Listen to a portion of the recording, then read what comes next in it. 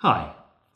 If you follow me on social media, or if you're a fan of my work, or if you've read my books, or if you're a client of mine, then you know that I am just churning books out right now.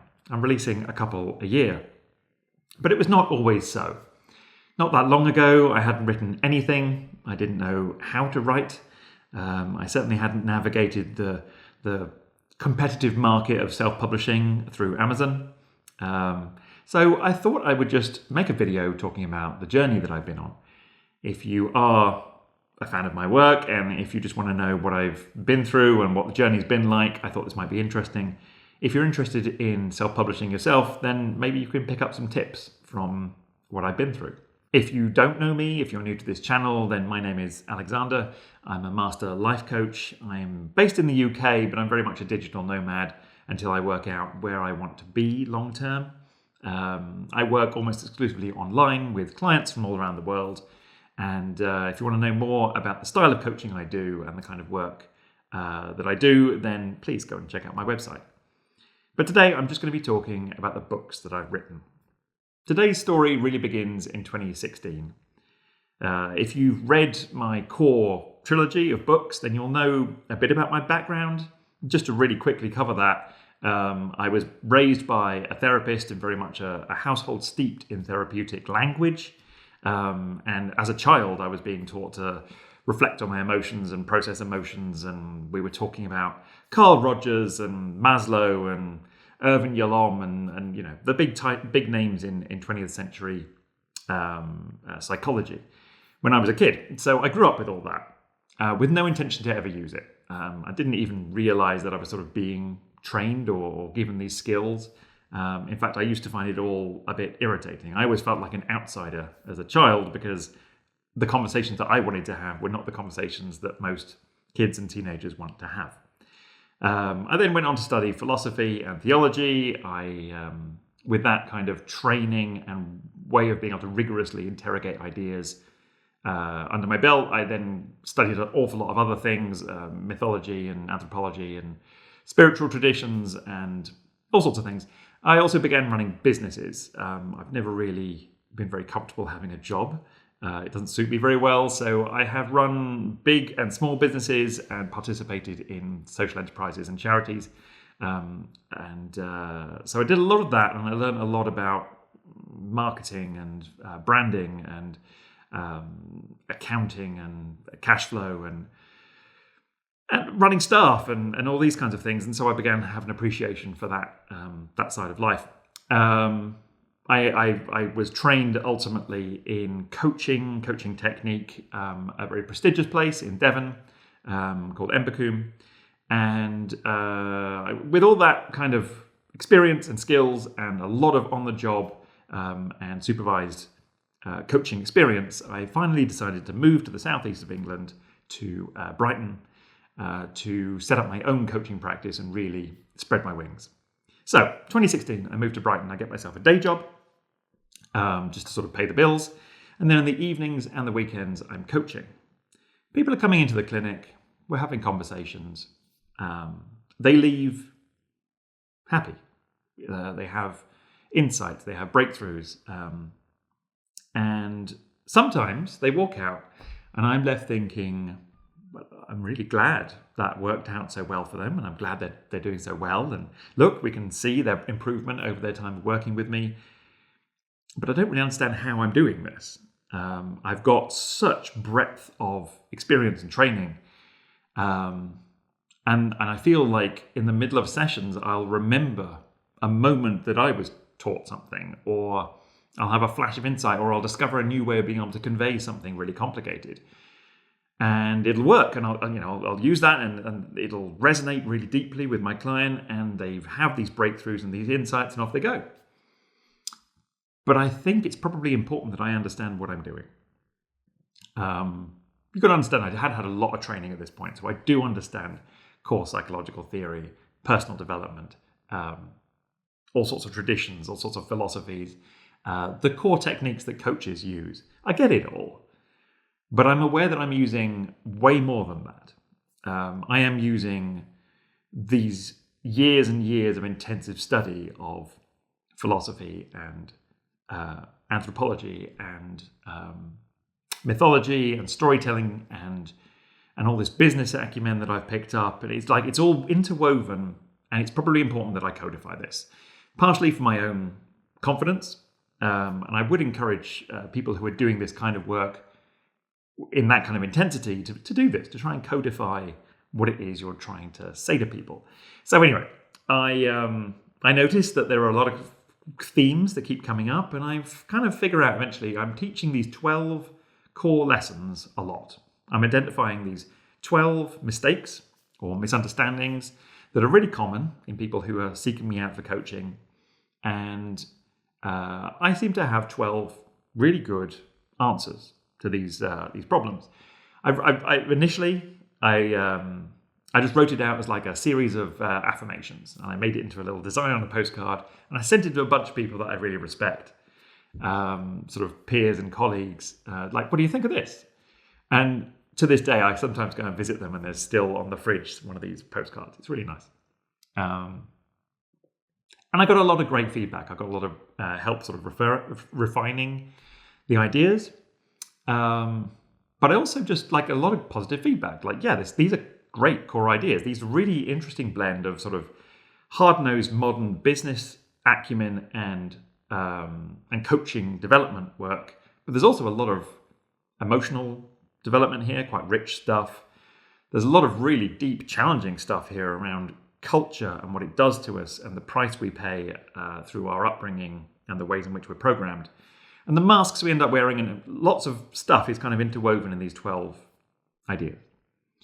So it sort of hits me after doing this for a number of years. Number of coaching clients is growing. I remember my first coaching client in Brighton. I had one. I ran an evening personal development circle, and the first time I came, only one guy turned up, and he basically got really, really cheap coaching for an hour. And he signed up as my first client. Really cool. And then my numbers are growing. I'm seeing more and more people. My evenings and my weekends are really busy. I start talking to my job about scaling back. I just want to work a smaller number of days that I can fit in the coaching. And I'm developing these ideas, and I'm testing them sort of in the crucible of the session. And I get this idea eventually, this could be a book. I could turn these 12 ideas into a book. Cool, okay. How do you write a book?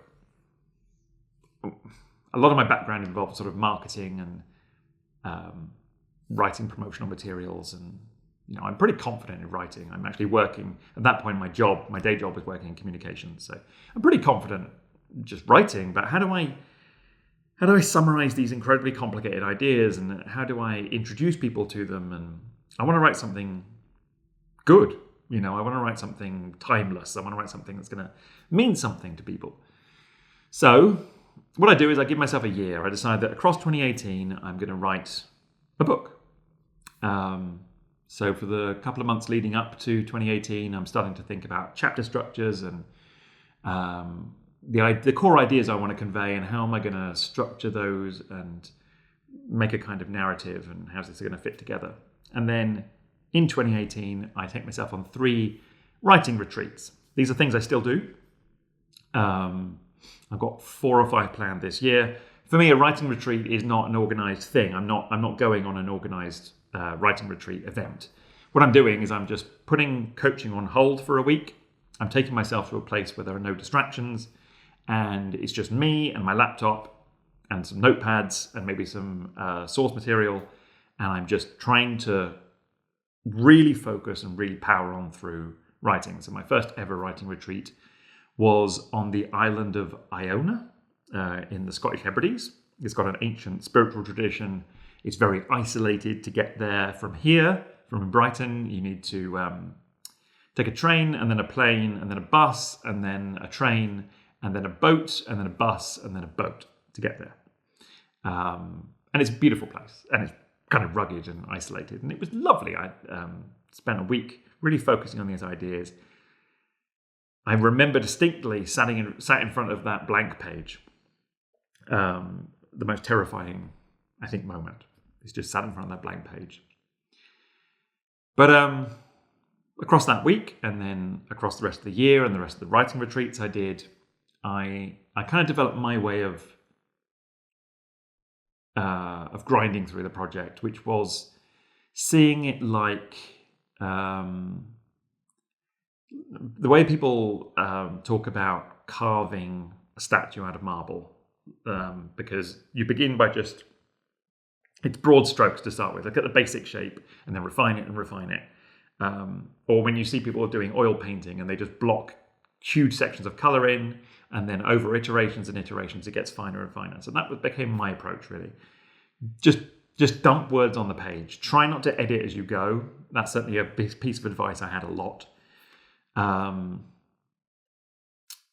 just try to populate those chapters. What am I trying to say with this chapter? Okay, I want to get from here to here. Here's like, I'll sort of bullet point it first. Here's the structure, because this is how I'll go A, B, C, D, and I'll get through the chapter, and then just start throwing words at the page. Just populate the damn thing. You can edit the hell out of it later. Just get some words on the page. So, across 2018, that's what I did. As I was going, I was also researching how the publishing process worked. I knew I wanted to go traditional publishing if I could. I felt very inexperienced, naive, totally, don't understand how this world works at all. I read that the first thing you do is you get an agent. So I find a big list of people, agents who work in the personal development world, and I reach out to them all, don't hear back. Eventually I realized that, I don't know if I can have confidence in the words that I'm writing. The structure I end up with is 3 parts of a book. A part which is about a sort of an introduction to personal development as a whole thing, to my approach, and the kind of language I was using was kind of what I remembered from the older personal development or the older psychology textbooks or the older philosophy that I used to read. It was trying to speak very generally and very philosophically about things. Then this central section, which was the 12 principles. At the time I was calling my business Deep Coaching, so I called these the 12 principles of deep coaching. And these really were just the 12 original things that I'd identified that people often get stuck with. So I wrote chapter for each of them. And then a section at the end of the book, which was, okay, so now you get this stuff, here's how to live it. That's what I wrote. I hired an editor. At the time, I couldn't afford to hire an editor to do all 3 sections. So I said, I just need some peace of mind that I'm not just crazy, that I'm not just writing nonsense. So I hired an editor to help me with section 1. And the main feedback I got was, you come across as really, really knowing your stuff, like huge competence. You can strip out so much of, I was getting this reflection that I was constantly trying to earn my reader's approval. Trust me, it's okay, I do know what I'm talking about. So my editor just said, strip a lot of that out. Just say the stuff. She was great. Her name was Claire. Really great. Boost to my confidence and helpful in just structuring that first section. So by the end of 2018, I found a service online that you can print out big manuscripts. So I had these big A4 bound manuscripts. And that gave me a sense that it's actually a physical thing happening. That was really helpful. I picked 3 test readers from the people that I knew. 2 were friends. And of those 3, one was an academic, because I felt like I needed some kind of sign-off that I was making sense. One was a very smart, very highly educated friend who knew my approach to things and could let me know if I seemed to be like doing myself justice. And one was my ideal audience. Just a normal person. I tend to surround myself with kind of people who are into personal development, people who are into philosophy, people who are into big ideas. So just someone who doesn't come from that world, but a good friend. So I printed 3 of these, got 3 of these manuscripts sent out to them. And then as far as I was concerned, once I got their feedback and I incorporated it into the manuscript and I did iteration after iteration and I got lots of other perspectives on it, That was the work done, I thought. End of 2018, like literally the last few days of 2018, I signed up, like I was confident that this was now a book. And I wasn't, like at that point, I wasn't hugely interested in what happens next. I'd certainly achieved more confidence in my coaching approach as I'd written the book, and I realized that there's a really coherent message here and that it fits really well with the style of coaching that I'm doing. That helped me a lot. If I just left it there, probably that would have been hugely valuable to me. But I'm sitting on a book. I want this to be read by people. I want to help people. One of the things that's happened for me as a coach as I've got sort of more experienced and more specialist, and I'm being approached by people around the world, is that I'm charging more, and then I begin to get really conscious that okay, not everyone can afford me anymore, but I want these ideas to be available to everybody. It felt like a social good, like an ethical thing that I was doing. So, beginning of 2019, what do I do now? Agents don't want to talk to me. So I discovered Amazon KDP. For anyone who doesn't know, KDP, Kindle Desktop Publishing. It's a stupid name. It doesn't really mean what it sounds like it means. What it means is self-publishing through Amazon. You can upload a PDF of your manuscript and a PDF of your cover, and then you can publish it as a Kindle, so people with Kindle devices can just read it on their Kindle, and you can publish it as a paperback. More recently, you can also now publish as a hardback. So I learned all about that and how it works. Technically, I have an IT background, so that was fine. And again, as far as I was concerned, the workings of the book, the material, the pages, the words were done. Everything else now is window dressing. Why does it matter that much? And so I typeset it myself. Do an okay job with that. Again, I know what I'm doing, but I broke a lot of conventions doing that. It did look a little bit weird inside. And I slapped a cover on it. Who cares? And I gave it a title. Who cares? So it went up on KDP. I remember how insanely nervous I was clicking that button, that publish button on Amazon. I had a good friend round at the time. We used to co-work from time to time, and I just clicked the button and then screamed and ran around the flat. I was so freaked out that I'd actually just released my book.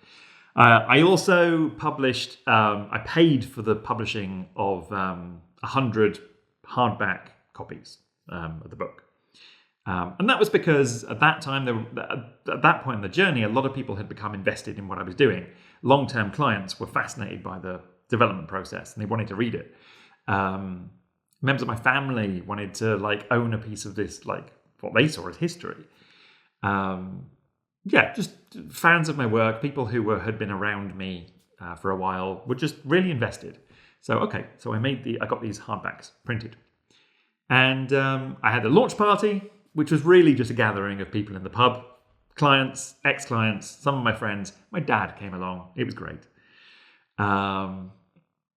This is all feeling to me like something's happening here. I'm going to become an author. I am an author. I'm going to become someone who makes money through this. And then it's done. It's available to buy online. People have bought these hardbacks. I've posted them off all around the world to people who've bought them. Some people closer to me bought them. And what do I do now?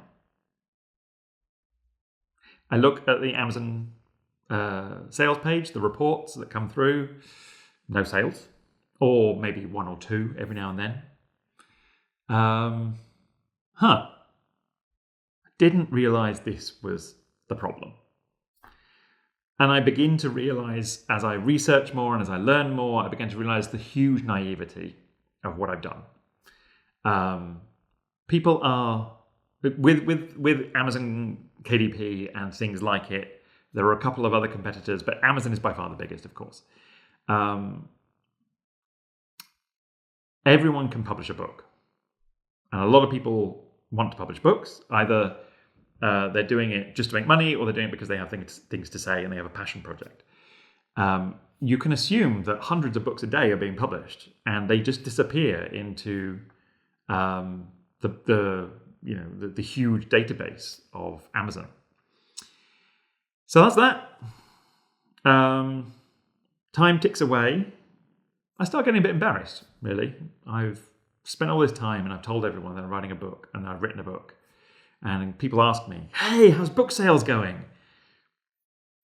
Fine. So, sometimes people buy a copy. Sometimes I'll onboard a new client and I'll encourage them to buy a copy, and it will be a useful companion for the work we're doing. So after a while, I think, what I need is to hire someone to help me with this, because I'm kind of confused. I'm well out of my depth here. So I Google this, and this is another huge mistake that I made. What I've learned since is, if you're anyone who creates a new thing in the world, who creates new value, so you're an artist, or you're an author, or you launch your own business, or you start a charity, or whatever, you're actually creating something, you will find yourself surrounded by sharks. There are so many people who make their living out of feeding off people who are actually creating value. And this is what I learned. I made what to date is still one of the largest investments I've ever made in my coaching business, by hiring a company who claimed to be able to do everything for me. They were going to help me redesign the cover so it was more attention grabbing, maybe redo the title so it was, SEO was better and it would sell better. And they would do publishing, marketing for me. They would get an article published in big newspapers and magazines. They would guarantee me huge uptake in my sales. I had a few meetings after paying for this. And initially, of course, they read the first chapter of my book. It felt like they were really invested in the project. They never read more than the first chapter. And once I'd paid, I got very little out of them. I had a series of short meetings where at one point, they suggested some alternate titles that were so embarrassingly bad. And they came up with a new book cover that looked like a 1980s geography textbook, sort of a faded grey with like repeated triangle diamond patterns on it. It was awful. But it had kind of nudged me. So I came up with a new title, and I went and found a good cover designer, and I paid her to design a lovely cover that was very beautiful. And I re-released. So basically, the inner stuff was more or less the same, but I re-released it under a new title with a new cover. It achieved nothing. I'd invested all this money, and by this point, I'm just kind of really losing momentum with the whole thing. I start learning about Amazon ads. I've subsequently learned that the main way that you promote books on Amazon is you pay Amazon. You spend lots of money on Amazon ads to raise your rankings, to get you put in front of the right audiences. And then you learn to optimize them enough that you earn enough back from sales to offset the... So Amazon have really got it made. They don't create the products. They have fully automated systems to run everything. And then people pay them to advertise the books. That's how the world works. That's how Amazon works. By this point, I'm totally demoralized. I'm sat on a book that's gone through a couple of iterations. I already feel a bit embarrassed that basically I've taken the same innards and called it something else with a new cover. Quite a few people I know are like a little bit disappointed, or they just didn't expect this. They thought I'd written a book, I was going to become an author, and the whole thing becomes kind of uncomfortable. Time goes by from there.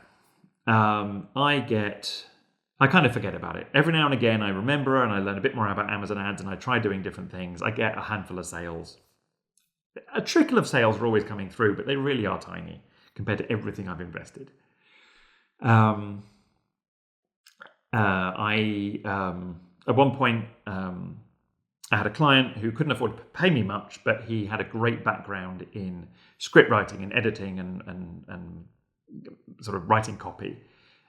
He helped me with all sorts of things, fantastic working relationship. And he looked at the book and he said, he had read it and he loved it. He said, this is a great book, but it needs quite a lot of work. Do you want to look at this together?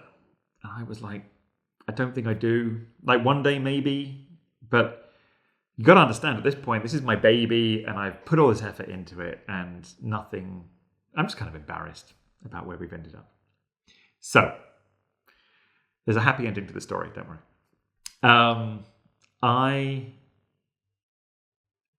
Enough time goes by that I look at the project again. I flick through the book. There are things that I love and there are things that I don't love. I don't love the tone of voice that I had used. This kind of philosophical, aloof, very, very, what we call didactic, teaching style of language. Didn't love that. People are giving me feedback that there's very little of me in the book as well. Didn't love that. And I don't love a handful of things that I say and a handful of things that I convey in a certain way. And I begin to realize, by this point, I'm intensively coaching. I am coaching every day. I am coaching a lot of people. I've managed to quit my day job. I'm just coaching.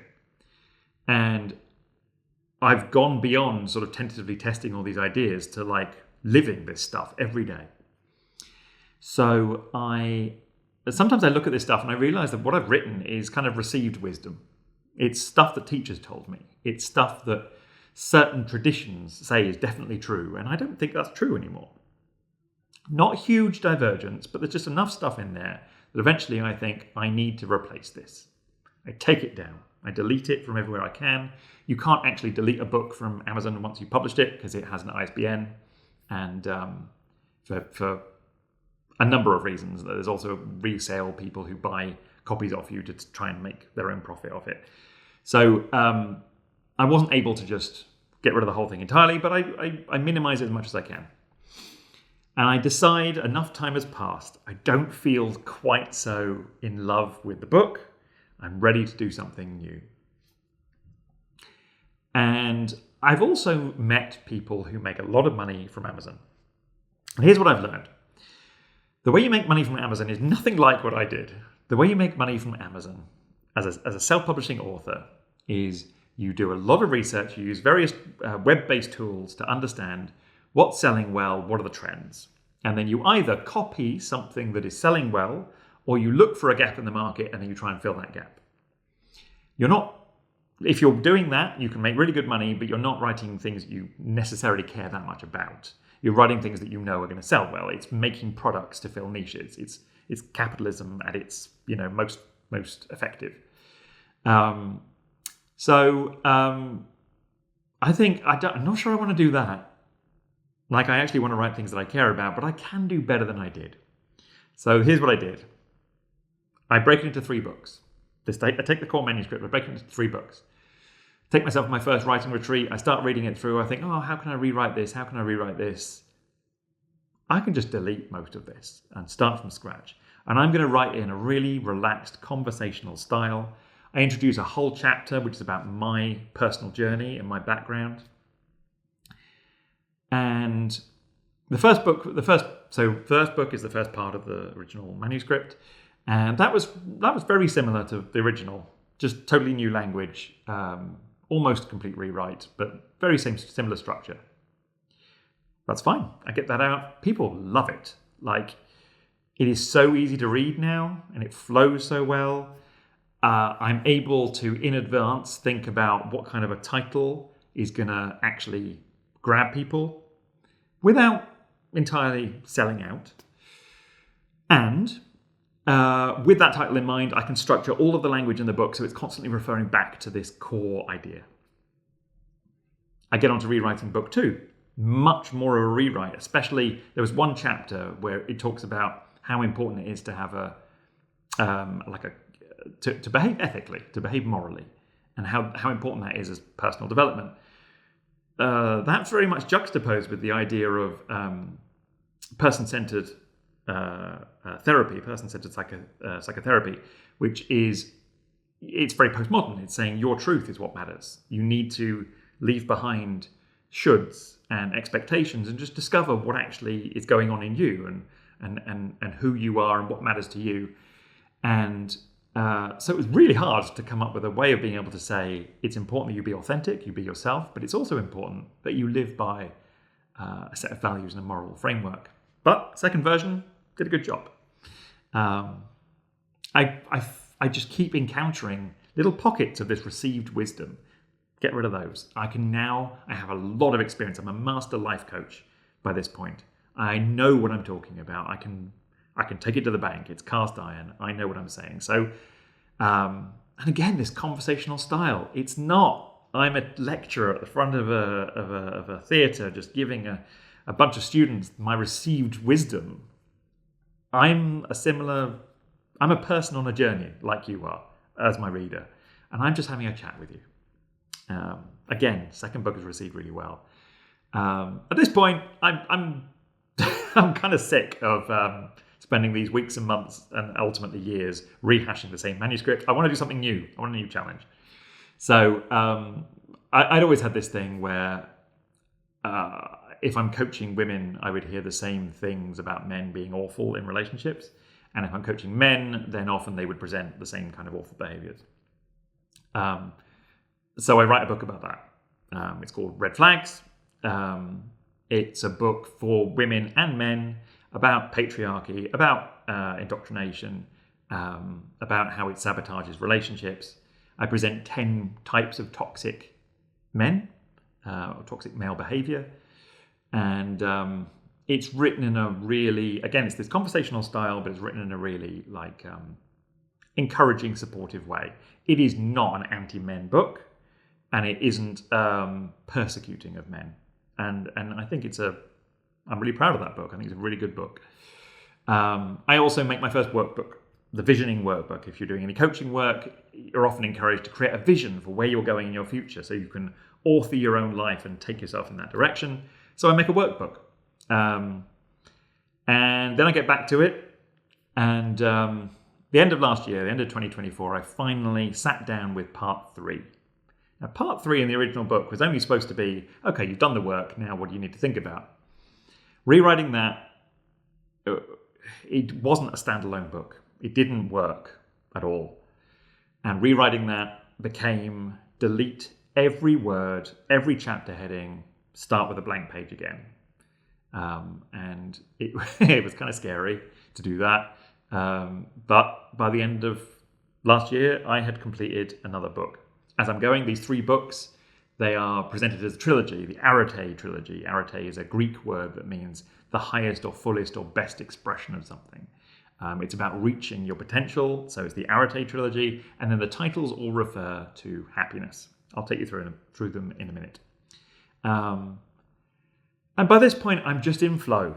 I know how KDP, how Amazon system works. I've got a little team. I now have a cover designer. She's Ukrainian. She's great anyway. She was recommended to me, but the idea of being able to provide an income to people living in Ukraine right now seemed like a good thing to be doing. I have a typesetter. He's Brazilian. He's great. He allows me an infinite number of corrections, which is good because it turns out I'm really picky. And I have test readers, and I have some people who help me with editing. So a lot of momentum is now built, and I just feel much more confident now. I know how that world works, and I feel confident churning out that kind of book. When I say that kind of book, I break down personal development into 2 kinds of book, really. One is what I call the single topic book, or a question and answer book. And these are what are currently really popular in personal growth and personal development. You can't sleep. You go looking for a book that helps you sleep. You are struggling in your relationship. You go looking for a book that helps you understand relationships.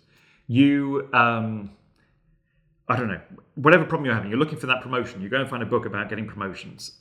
You want to become an author, you go and find books that help you become an author. These are single topic books, and they're really easy to market and sell because people are genuinely looking for that thing. They're going, what's the solution to my problem? And they go and buy that book.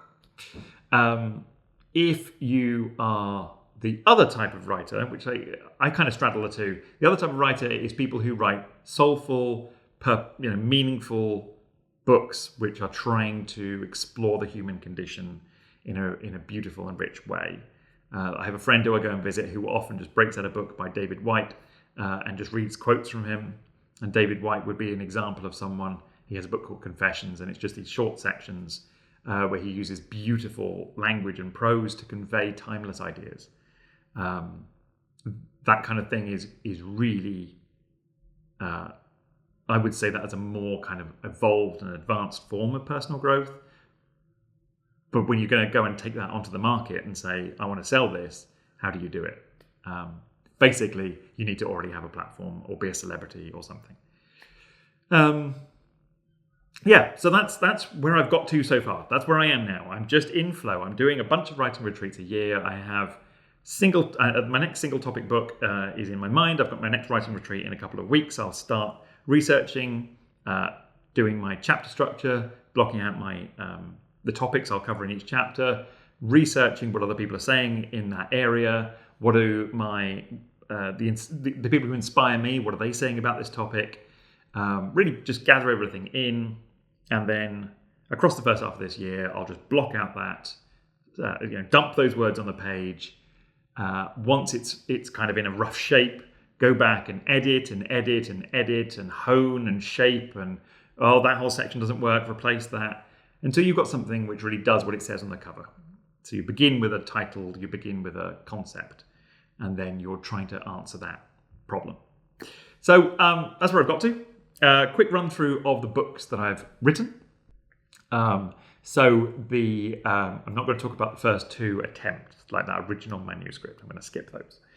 Arete Trilogy is made up of the Happiness Toolkit, book 1, the 12 Rules of Happiness, because it still comes back to those 12 original ideas. That's book 2, that's the big one. And then the newest book is Happiness in Motion, and that's using a lot of the kind of coaching technique to say, how do you now live this work? How do you put that into a sustainable lifestyle? And the second half of that book is what I've called micro lessons, which are just short things that I would recommend to a client, bits of advice I might offer, slightly inspired by the work of David Whyte. So starting to move in that direction a little bit. So the Arete Trilogy is those 3 books. That's my core work. As I write everything else, I'll be referring back to those core books. I've got Red Flags, which is that book about patriarchy and toxic masculinity. So that one is, I think I've already talked about that. So that I'm pleased with that one. And that one is, that's attention grabbing. That's, you're a woman who's been messed around by men a lot and you want to understand what's really going on. There's the book for you. Increasingly, you're a man who begins to realize that there's stuff going on in you that you didn't choose and which is manipulating your behavior. You buy that book. I've had plenty of feedback from men who read it, who love it and are really grateful for it, and it was really eye-opening for them. So, Red Flags. The Visioning Workbook, of course. I am starting to work on my second workbook, but that's my only one out at the moment. And then, just to bring things full circle, I did a hardback.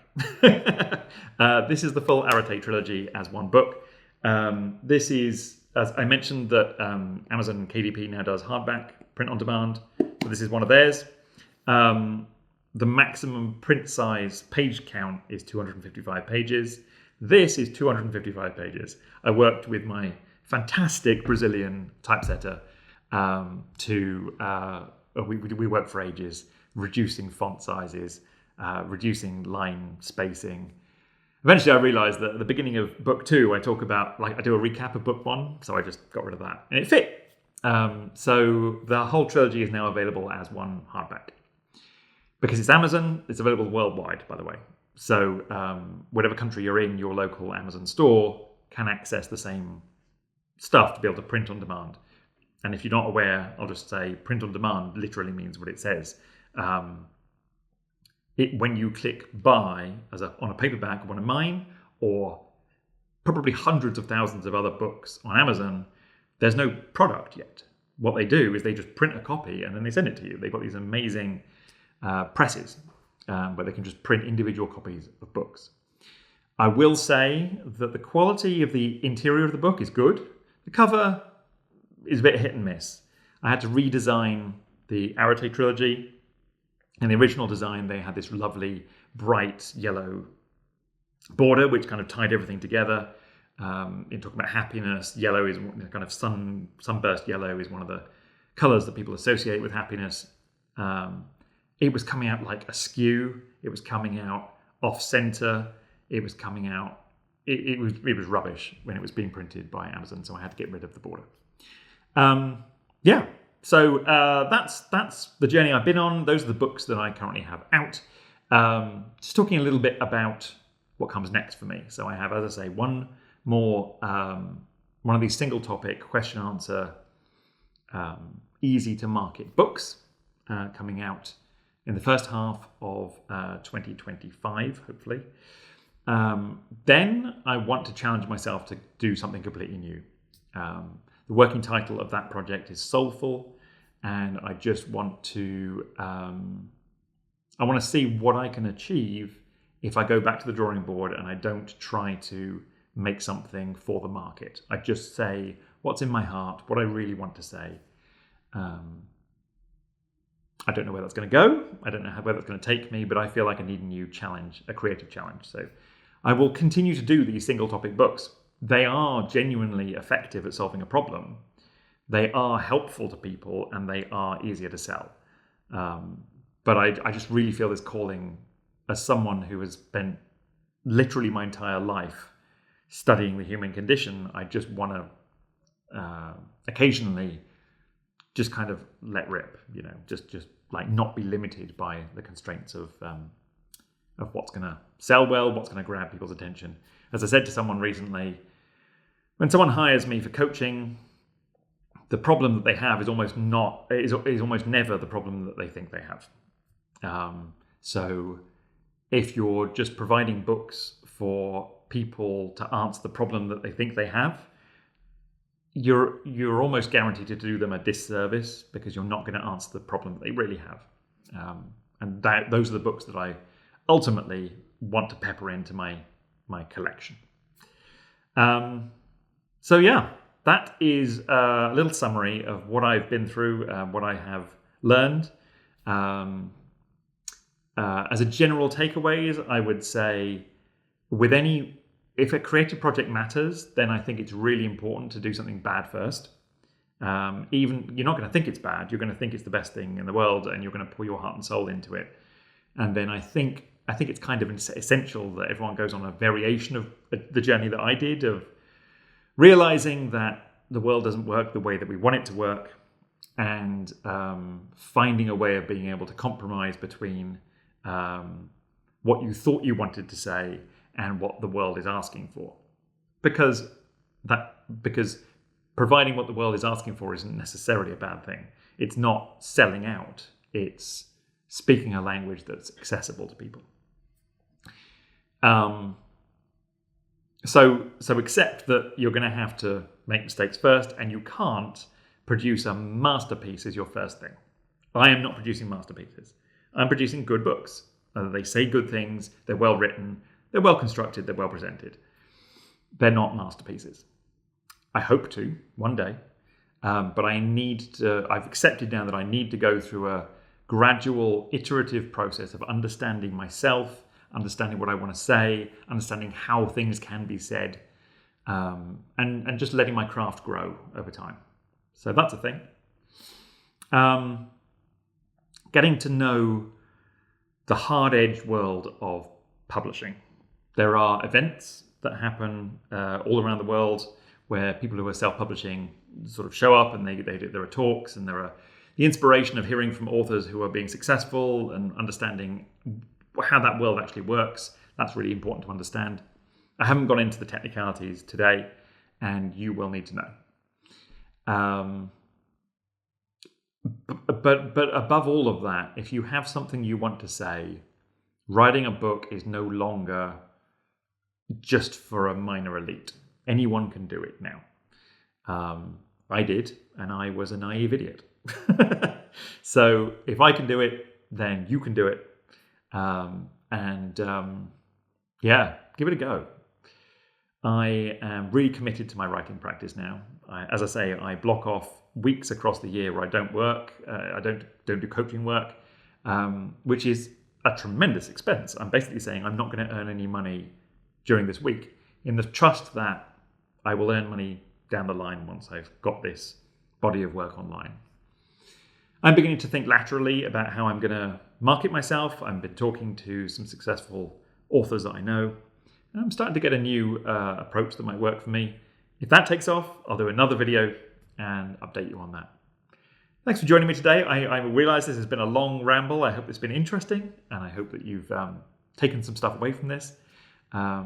If you're just interested, if you were just here to hear my journey, I hope I was able to kind of summarize what I've been through. This was all very unscripted. I'm just kind of reeling it off. And if you've come here because you're interested in publishing, then I hope that this has given you something for that. Until next time, take care and goodbye.